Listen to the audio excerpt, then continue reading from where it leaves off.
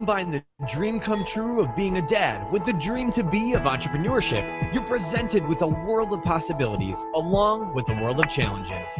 Join Joel Lewis as he interviews successful entrepreneur dads sharing how they made it work from the start. This is Startup Dad HQ.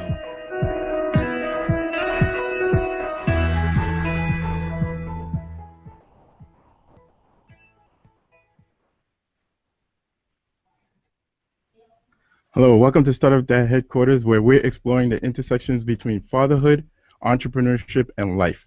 I am your host, Joel Lewis, and today, Startup Dads Backstage, I have a guest whose story will truly inspire. My guest today is Frank Gustafson, founder and owner of OneBoldMove. Before we invite Frank in, let me set the stage. Frank invested 30 years in executive leadership and small business ownership. For most of that time, he chased the dollar, filling his bank account while emptying his soul.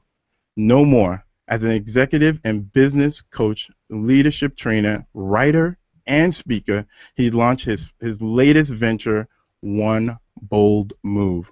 One Bold Move is all about helping people get unstuck, helping busy people make bold moves to reinvent their future. Frank has been married to the love of his life, Theresa, for 25 years, and they have 3 thriving adult children and 4 dogs. They live in Melissa, Texas, just outside of the metropolitan hustle and bustle of Dallas. This is an awesome guest. I'm so excited to have Frank on today. If you're not excited from just listening to part of his story, wait until we get into the full details and share Frank's startup dad journey. So what an incredible story. Now, startup dad, I just told you a little bit about Frank. Let's get in. Let's invite him in so we can get a little bit more details about what he has going on. Hey, Frank, how's it going? Joel, good to see you, brother. Hey, that was a great introduction. I hope to be able to live up to it. It's a high bar. I'm sure you will, Frank. I'm sure you will. So I told the audience a little bit about you and your business. Please take a minute and get us up to speed with what you have going on right now. You know, after chasing the dollar and filling my bank account and emptying my soul, I decided enough was enough. I was sick and tired of being sick and tired. So I spent most of my career up in Minnesota, and we moved recently, about a year and a half ago. We moved back here to Texas to be closer to family, and just trying to reinvent myself. You know, I started One Bold Move, and One Bold Move basically came out of kind of an introspection of just kind of kicking back and looking at my life and the things that I had done and the moves that I had made. Some of them really crazy, some of them calculated, and all of them have really kind of culminated into the place that I am now, and I'm extremely happy with where I am now, and just living the dream, brother. Awesome, yeah. And your children are what age are they right now? My daughter is 29. She's married, lives up in Minneapolis. Nice. Jennifer, she's fantastic. She's an amazing young lady. And then Anthony is 24, who lives here in Texas with us. And then my son Christopher is 22, be 23 here pretty quick, and just got out of the Marine Corps. And he and his wife live here in Texas with us as well, or near us. Awesome. So as you know, Frank, this is Startup Dad Headquarters. So we're all about the family and, of course, showcasing amazing startup dads like yourself. I was recently inspired by a quote which goes, "No other success can compensate for failure in the home." And I felt that it would be a perfect segue into the first segment of our show, which I like to call Family First. Now, I asked my guests to submit a family fun picture, and your picture is a beautiful picture of your son during his wedding. Let's go into that picture and talk a little bit more about your family. We want to spend some time getting the startup dads out there to get to know a little bit more about you so that they could connect with you and your story. So let's bring that up, and let us know what's going on over here in this amazing photo. Well, that picture was about a year ago at my son's wedding. He was still active duty in the Marine Corps at the time, and that's his beautiful bride tiara right there.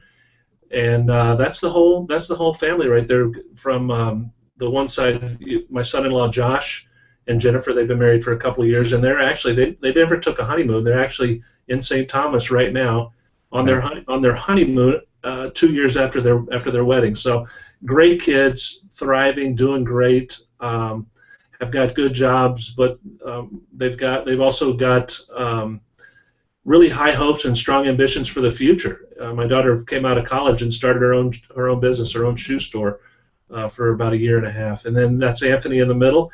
Anthony is a budding chef and doing fantastic.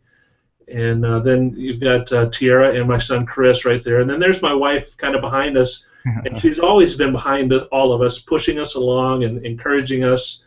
And I don't know if it wasn't for her, I don't know where those kids would be today. Yeah, maybe we should expand that term. Behind every strong man is a strong woman. Maybe it should be like behind every thriving strong family is a strong mom. So yeah, I absolutely. That's in our case it's so true. And the picture really the picture is worth 1,000 words, and the fact that she's kind of behind there with a big smile, kind of joking around and kind of supporting the family from the back. She's always done that, and she's always been up front behind us and supporting us and pushing us forward. Nice. Yeah, awesome. So Frank, how do you tell us, how do you balance, how did you balance, or how do you balance between the family and the business, right? So you have these wonderful children, they're just about to all be out of the house, but you've had this amazing journey, and we're going to go into your journey a little bit more. But as as your children are getting older and everything you have going on, how did you balance family and business? Well, there were times that I didn't. I mean, I had always done well from a financial perspective, and my family had a great life. In fact, it's funny because my wife had just pulled out a box out of storage, and it had thousands and thousands of pictures in it from about a 10-year span when my kids were being homeschooled. And you just go through those pictures, and my kids had a great life, and my wife and I did too. I was fortunate to have a good job, have a good position, be in a position where I could bring home the bacon, and then my wife was obviously the backbone of our family on the homestead. But I worked a lot of hours, and it was very difficult to balance that whole thing. And as I look at those pictures, I see that I wasn't there in all of them, but I was there in a lot of them. And it's a kind of a period where things were going so fast and happening so fast that I didn't really feel like I was necessarily part of it. But when I look back at the pictures, I was there. Yeah, awesome. So probably there's probably a lot of things that was going on. I know with me, sometimes I'm there, but my mind is like thinking about the business, and I'm thinking about what I need to do there next, and then when I look back at the pictures, I realize I was there, but my focus might have been on something else. So yeah, I know how that could be. Well, I think that the important thing is, at least it was in our home, is that the kids were raised with a strong work ethic. The kids were raised with honor and integrity, and they saw that you just do what you have to do to make things work, and you don't ever give up, and you just push through the hard times. And I think that the legacy that came out of that whole crazy period of our 20s and 30s and even into our 40s, where things just happened so fast. But the kids were resilient. They were very resilient, and they weren't neglected. But I wasn't there. I wasn't there to to kiss their boo-boos all the time. Right. And I think that they turned out, in retrospect, they respected the fact that Dad was taking care of business and Dad was doing what he had to do. Yeah, it's awesome. Now, this is kind of like my one icebreaker question, because after this we get really deep. So besides throwing out the trash, what's one chore you're responsible for at home? One chore that I'm responsible for at home. Well, taking the trash out obviously is one. Fixing anything that needs to be fixed is another. And then I've got a 1.5-year-old bulldog, and my job is to get her up in the morning and get her outside and get all the dogs fed and take care of that piece until my wife gets up. Nice. Awesome. Yeah, in terms of the fixing the stuff around the house, I get that one a lot. So now that we know a bit more about you and what you have going on right now, and with this being Startup Dad headquarters, it's time we talk about your start. I like to refer to this as the true Startup Dad story of our show. One of my favorite quotes is, "The journey of 1,000 miles begins with a single step." Take us back to the beginning and share with us your initial steps on your Startup Dad journey. Wow. There's the reason that I call my business OneBoldMove is because there were so many different things that I had done over the last 30 years that have all kind of brought us to where we are here today. And a lot of those things were startup situations. I ended up out of high school. I dropped out of high school and joined the Marine Corps, and then that was kind of a tricky situation because they didn't let you join the Marine Corps if you dropped out of high school. But I was able to get in and get some things done there, and then I started my own business shortly thereafter that, doing landscaping and lawn maintenance. I was probably 19 or 20 at the time. Mm-hmm. So there was a startup there, and then I kind of got sucked into another opportunity, which turned out to be one of the best opportunities I've ever had, of going to work for a guy and helping another company, kind of contracting and doing a startup in the telecom space, in the telecom world. So I was very involved in all of the intricacies of starting a business and running a business at a very young age, in my early 20s, and that was an excellent opportunity. And then quit that and kind of on the spur of the moment moved 1,000 miles north to Minnesota and went to work for an established company, starting off brand new. And then I broke off from there after about 2.5 years and took the first year took a $175,000 pay cut and went to work with a friend of mine in a brand new startup with 5 of us. And we grew that business over the next 16 years to almost 600 employees. Today, there are probably about 800 employees and about $500 million business. And then, through that whole process of filling the bank account and emptying the soul, I'd had enough. And I left that to start another business in a completely separate industry, and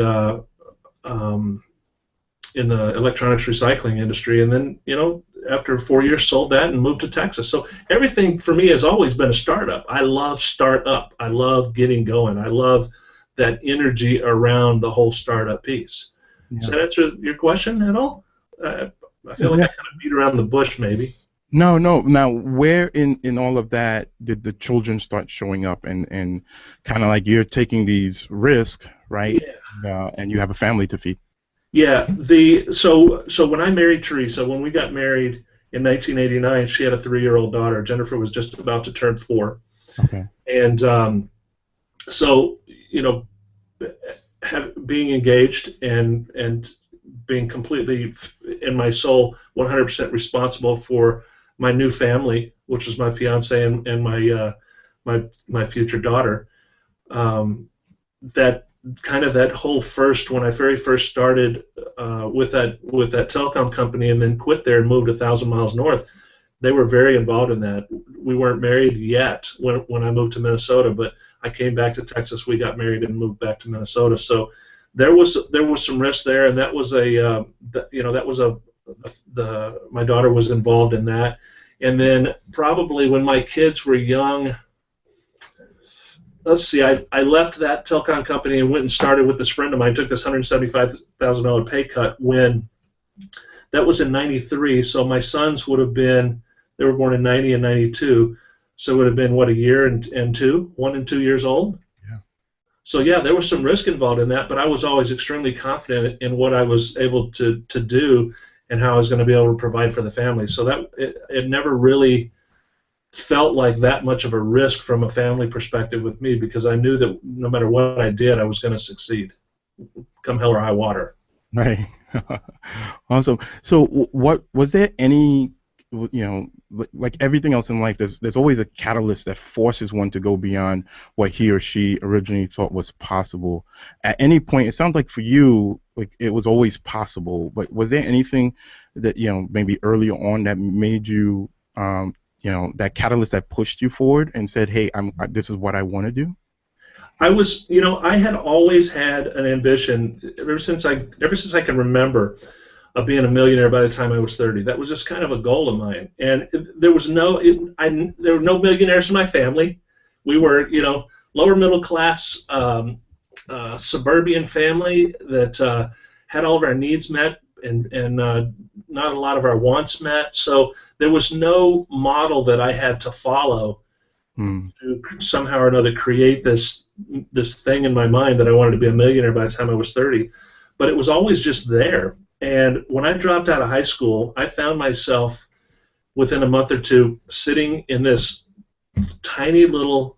What happened was when I dropped out of high school, my dad said, well, you're not living here if you're not going to school.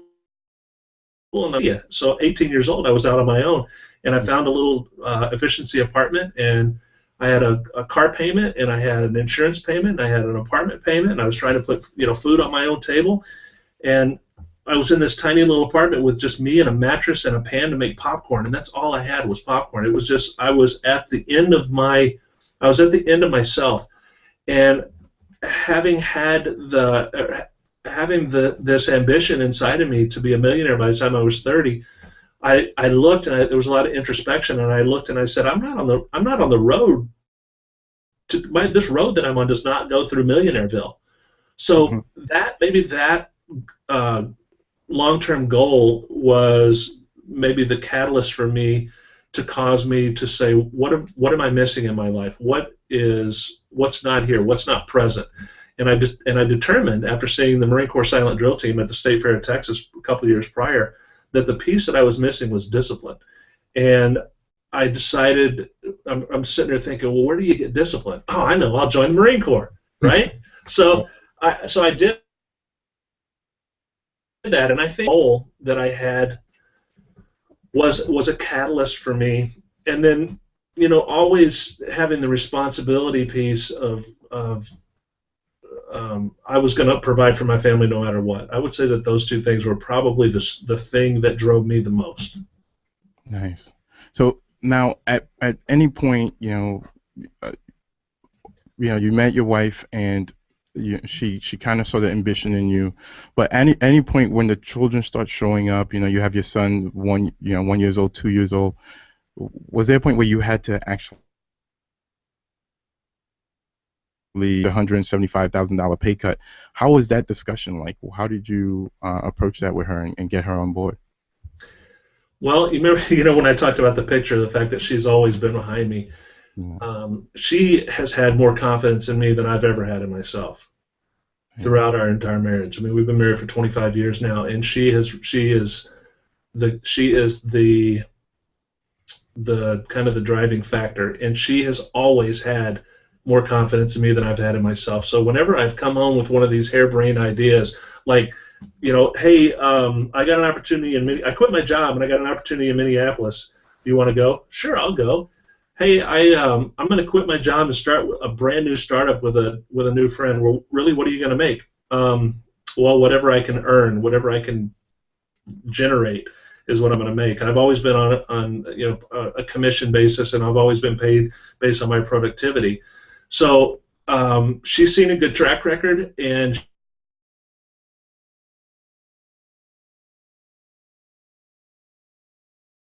times where I don't feel as confident or I'm down or whatever, she is my cheerleader, saying, you can do this, you got this, run with it, go do it. So it's never been a difficult conversation with her, where if I can eloquently spell out what it is that I see and what it is that I want to do, and she buys into it, she's there with me 100%. That is awesome. Yeah, a lot of the dads that I've spoken to, they've used different approaches to talk to their wives, and they get different responses. But for the most part, it seems like a lot of the startup dads, their wives have been very, very supportive. In some cases, after they've kind of laid out the plan, some of the wives do need to see, hey, show me them. I had one dad who actually did a PowerPoint presentation to his wife, and at the end of the PowerPoint, she would later approach her. So that's awesome. So we're just over the halfway point of the show, and we're now entering the segment that I like to call the real dads real talk. This is probably the most important segment of the show, and this is where we go deep, and I ask a series of tough questions that we can't skip over. Frank, are you ready for these? Bring it. All right, awesome.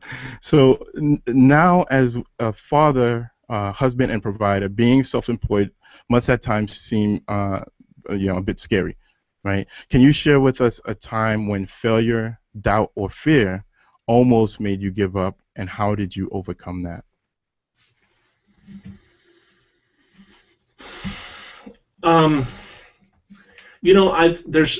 guess I'm human, and there's always, that is looming. But I'm a firm believer in, you've got two dogs. You've got a good dog and a bad dog, and whichever one you feed is the one that gets stronger. So I tend to try to stay positive and feed the positive side of that. And I don't know that I've ever been to the brink of giving up. Mm. I've been to the brink of, you know what, if I have to work 24 hours a day for the next month, I have the capacity to make that. It's never come to that, fortunately, but I don't know that I've ever been at the point where I really just wanted to just throw in the towel. Okay. Nice. What has been the hardest personal sacrifice you've had to make along the journey? I know you mentioned if you have to stay up for 24 hours, has that been the hardest thing you've had to do, or? Oh, I think one of the hardest things, because I've left several different companies, and one of the hardest things is leaving people behind. And I've always created great relationships with the people that I've worked closest with, and I've never missed the job. I've never missed the company. I've never missed the leadership position that I had, but I've missed the people. So that was probably the biggest challenge. And as far as something that I've given up kind of in my personal life, I would say that it's probably time with my kids and my wife initially. There was a point in time for a couple of years where Theresa would pack up the kids and bring them down to my parents' house at the lake here in Texas for a month or two during the summer, and I would stay there and plug away. And when she was gone, I would just charge hard, and I'd work a lot of hours, and I would get a lot done, and I would be very productive, and that was just my time to really produce. And then there would be so you've got those rhythms and margins in life, and then there would be time after that it was us time. It was time for her and I to spend some time and go on a vacation or do something together. Right. So I guess those are probably the biggest sacrifices that I had to leave behind. And then when the kids were and my wife were away in the summers, that was difficult. Yeah. So, Frank, one of the biggest fears and limiters keeping dads from taking action and starting their own business is private health insurance. Can you share with us what you do for coverage or some suggestions? Yeah. I mean, we had a situation one time when my oldest son was born 24 years ago. We had a situation where the company that I worked for, I was the executive vice president of this company, and we changed healthcare providers. Well, my son had some special needs when he was born.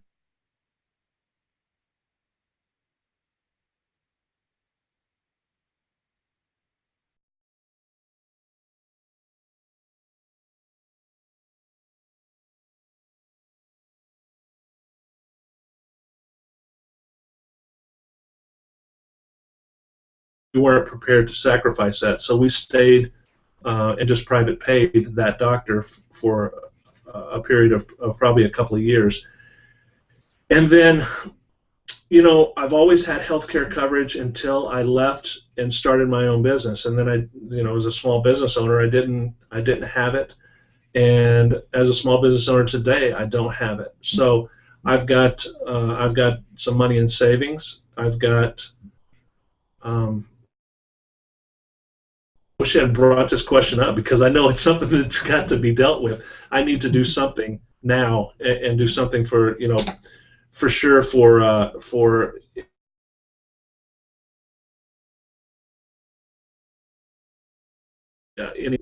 we take care of it out of pocket. Okay. So, hey, Frank, I don't know if you're seeing it on your end, but for some reason you're cutting in and out a little bit on my end. But I think we got everything you said, so we're good to go. Just to let you know as a FYI. Yeah, I'm getting a little bit of jerkiness on my video. Are you doing okay? Yeah. Sometimes. Are you hardwired in, by the way? I'm wireless, but I have a pretty good connection. Okay. Okay. So yeah, sometimes Google Hangout acts up a little bit, but we'll keep pushing forward. Okay. Thank you. Yeah, we were able to get. I was able to get what you were saying with that situation. So, um,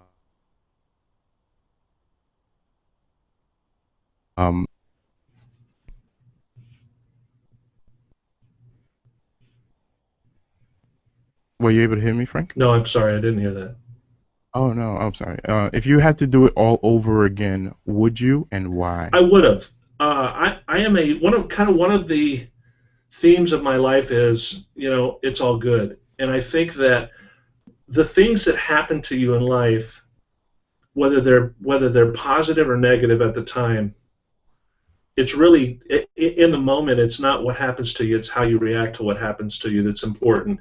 And then in the long run, it's not what happened in the past necessarily. It is where you are today, and the positives and the negatives all went into that mix to create your situation right now. And if you're happy with your situation, you're happy with who you are, and you're happy with the way that your marriage is going, and you're happy with the way that your kids are turning out, and everything is okay, then whatever happened in the past was just part of that. So would I do anything differently? No. I'd do everything exactly the same. Wow, what a powerful answer. Thank you for sharing that with us. Yeah, it's all good, right? It's all. Well, I had and that was a very difficult thing, but it was all part of the process. It was all part. I learned. I have never learned more than I learned that year that I lost $1 million. It was an incredible teaching experience. Wow. Can you share a little bit more about that? I'm sorry, we did cut off on that, and I think that's very important what you just said. Yeah. So I mean, it hasn't all been great. I lost $1 million in 1 year. Wow. And that was one of those things where it sucked, but it was all part of the process. Yeah. And I'm completely okay with it. And it taught me so much. And I don't know that I could buy that lesson for $1 million, to be honest with you. So it was an investment in where we are now. Yeah. I have to say, Frank, that your answer by far, out of all the interviews I've done so far for that question, is by far right now my favorite answer. Thank you for sharing that with us. Yeah. Okay, so we're at the final segment of our show. I like to call this the rapid fire handyman segment. And you talked about how you fix things at home, so this will be right up your alley. This is where we quickly reach into your toolbox and you provide the Startup Dad community with some really useful tools.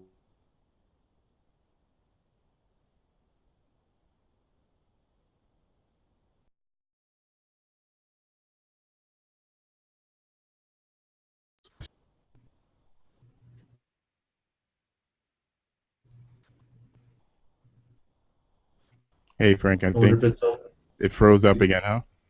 Yeah, I can hear you now. Okay, did you hear the question? Yeah, it sounded like you just kind of want some of my hacks or tools in my toolbox. Yeah. One of my favorite things as far as online tools, one of my favorite things is I love Dropbox. Mm-hmm. And I love Evernote, and I use those all the time. And I love social media, and I love a lot of that stuff. But Dropbox has been a lifesaver for me because with computer crashes, etc., just having everything in the cloud is fantastic. So that's from a business standpoint. And then Man, I love my cordless drills from an actual tool perspective. I've got a bunch of them, and I Awesome. use them all the time. Awesome. What is one of your number one time management hacks or tools? Time management is a difficult one for me. I guess my time management hack is when my wife says, what'd you get done today?" And I go, yeah, uh-huh. I do have a coach. I've got a coach that helps me stay on track, and I tell him what I'm gonna accomplish in the next week, and he holds me accountable to that stuff as well. Nice. What's one way you manage your health? Manage what? My health? No, health, yes. Yeah, it's funny because I used to be really healthy. I used to run a lot and work out a lot. I hadn't in a couple of years because I tore my meniscus, but I'm back on the path right now. I'm going to run the Marine Corps marathon again in 2015. The last time I ran it was 2008, and my goal is to run it at age 50 in 2015. So I'm back. I'm back I'm back in the saddle, working out again. That's awesome. What's one book every startup dad should absolutely read? Can I give you two? Yeah, no problem. I think that I just wrote a post about finding your passion, and there's a process that I go through with people to help them find their passion, and then there's one kind of thing that I added to it here recently, and I wrote about it yesterday, and that is discovering your strengths. There's a book out there called StrengthsFinder 2.0. I read the original back in the early 2000s. Now Discover Your Strengths by Marcus Buckingham. But StrengthsFinder 2.0, written by Tom Rath, is a fantastic book, and I think that if you don't know yourself and don't understand who you are and what makes you up, then you have a difficult time dealing with and respecting who other people are. And I think that is a huge book. So StrengthsFinder 2.0 I'd recommend to anybody. And then a book that I have really loved and been working through, almost like it's sitting right here, and it's all the pages are bent up. It's Carrie Oberbrunner's Day Job to Dream Job, and I just love this book and what it teaches. And I'm actually headed to his conference, his Igniting Souls conference here soon. And everything that I am about and everything that I've been writing and teaching and talking on is really parallel with what Carrie teaches in Day Job to Dream Job, and I love the book, I love the guy, and just love his message. Awesome. Yeah, both of those books I highly recommend as well. StrengthsFinder 2.0, I've actually gone through both of those at Intel where I currently work, and Day Job to Dream Job, I actually have 10 copies of those that I'm going to be giving away to startup dads in some kind of contest that I got to figure out how I'm going to do that. Good idea. Yeah. So Frank, this was an amazing interview, and your journey is truly inspiring. My final question is a little long, but it always produces really powerful answers, and here it is. On the other side of this broadcast is a startup dad who at this point is fired up and ready to go. But as soon as the broadcast is over, he will put down his mobile device, and life is going to happen. And by next week, he'll find himself right back in the day-to-day minutia of things. What would you say to that dad to inspire him beyond this broadcast? Well, one of the things that has always helped me is I'm a constant learner, and I believe that the person that you are 5 years from now has everything to do with the people that you hang out with and books that you read, and it's a positive association thing. So I think that when you put down your mobile device and you're done listening to this broadcast,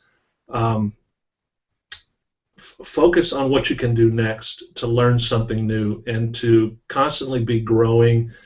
And you've got to have goals. You've got to have some long-term goals. You've got to have some short-term goals. And Michael Hyatt is a professional at that. I love how he teaches about goal setting. And man, read. I'm in the process right now of putting together a top 10 list of books that I would recommend to anybody that wants to take their life to the next level and move forward and reinvent their future. So I say read, read, read, read, read. Even if you don't have time. I hated reading. I couldn't stand reading. It drove me nuts. And I would literally sit there. I would lay in bed at night with a book, and I would read, and I would look at the clock. And I set a goal to read 15 minutes every night. And now I read a couple of hours almost every day. Mm-hmm. And it's just because I'm constantly in that learning mode and in that improving myself mode. So when you set down this episode and you get back into the minutia of day-to-day life, set a goal to improve yourself on a daily basis, because as you improve yourself and as you raise the bar with yourself, it raises the bar with your family. It increases your output. It increases your capacity and your ability to be a good husband, a good father, and hopefully a good small business owner, if not, at some point, and today, as a great employee. So just keep moving forward. Constantly move forward. If you're not moving forward, you're moving backwards. So stay focused on moving forward. Awesome. Frank, thank you for your time, for sharing your Startup Dad journey, and for a truly inspiring episode. Please take a moment to share any final words, and then we'll say goodbye. Joel, I really appreciate your tenacity with this. Remember, we sat down on a conference call, it was 9 months ago? Yeah. It's been a while. Wow. And you were talking through some of the things, and you were a busy guy, and you had a lot going on, and you were talking about kind of your vision on what you wanted to do. And there was a couple of us on that phone call, and I'm extremely proud of what you're doing and kind of where you're taking this thing. And I know that you're going to bless fathers up one side and down the other. Say to you, just keep plugging away, brother, because this is a great work. And then, if anybody ever wants to reach out to me, I'm always available. If you do a Google search on Frank Gustafson, I've got almost that first page and a half locked up. OneBoldMove.com, you can reach out to me. Catch me on Twitter, catch me on Facebook. I'm all over the place, Google Plus, everywhere. So I'm available if anybody ever needs any help. Awesome, thank you, Frank, and I'm very humbled by your comments, and I really appreciate your help 9 months ago, and coming in today as our guest for Startup Dad headquarters. Rock on, brother. All right, thanks.